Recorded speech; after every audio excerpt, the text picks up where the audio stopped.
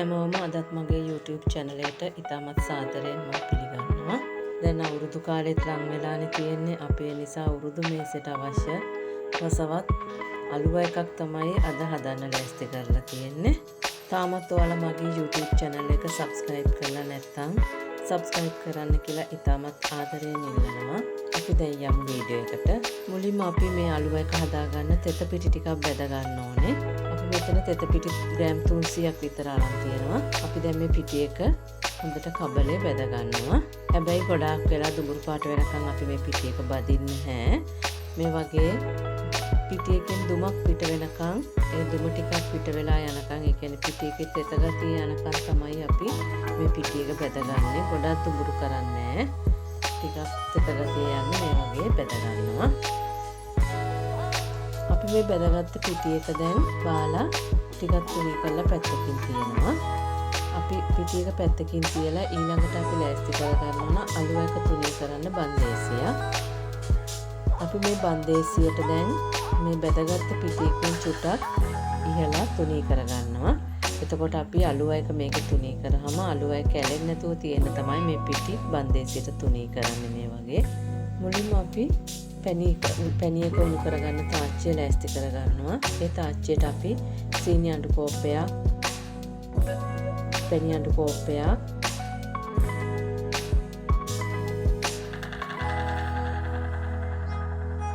වතුර අඬු කෝප්ප කාලක් වගේ දාලා රත් වෙන්න ලිපෙන් තියෙනවා.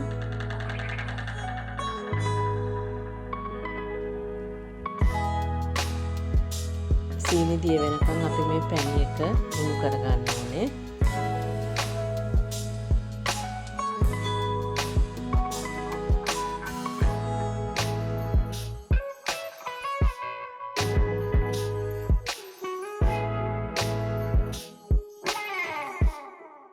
දැන් සීනි දිය වෙලා පැණි එකත් උණු වෙලා මේකට ලුණු චූට්ටක්, ඒ කියන්නේ තේ කාලකටත් අඩුවෙන් වුණත් ප්‍රශ්නයක් නැහැ.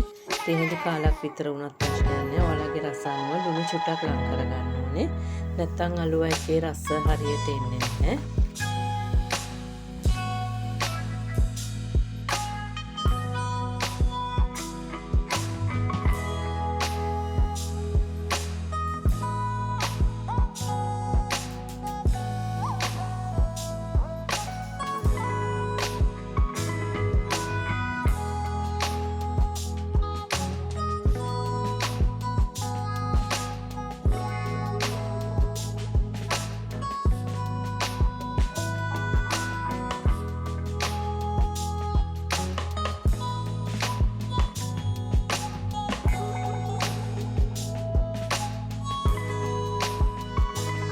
දැන් පැණි එක හොඳට හැඳි ගගා මේ වගේ උණු කරගන්නවා.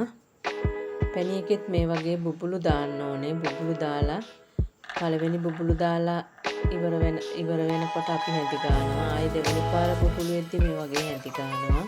ඒ වගේ අපි තුන් පාරක් විතර බුබුලු එන ගමනට හැඳි ගගා පැණි එක උණු කරගන්න ඕනේ.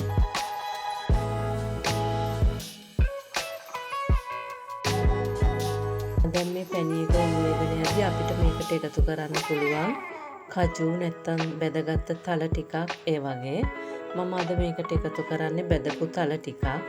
අපි මේ තල එක පොඩ්ඩක් කබල එක රත් කරලා තමයි අරන් තියෙන්නේ. ඔයගොල්ලොත් ඒ වගේ ටිකක් රත් කරලා ගන්න.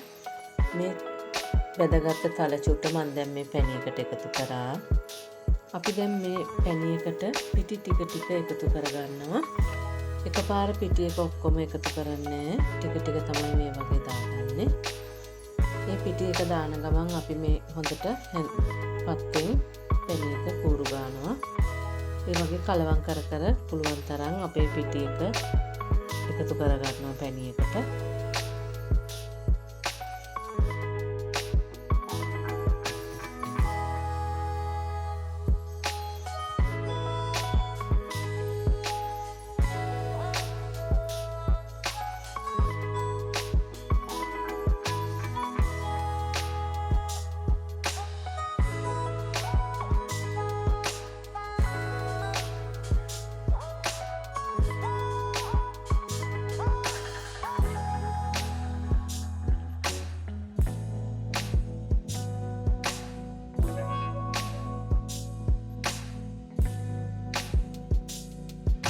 අපි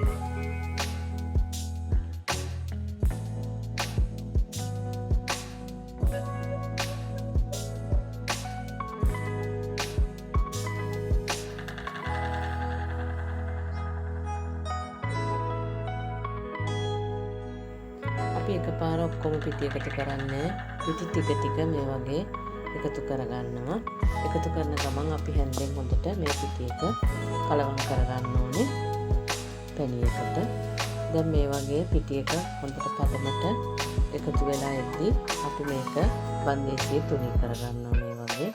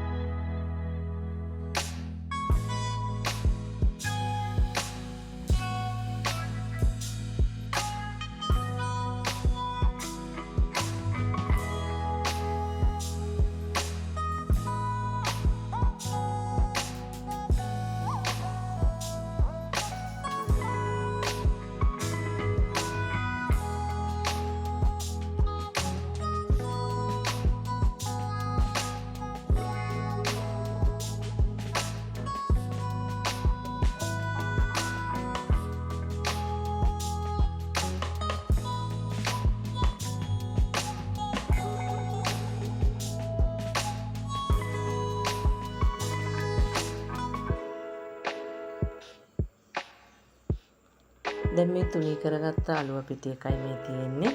අපි දැන් මේක ලස්සනට කෑලි වලට කපා ගන්නවා.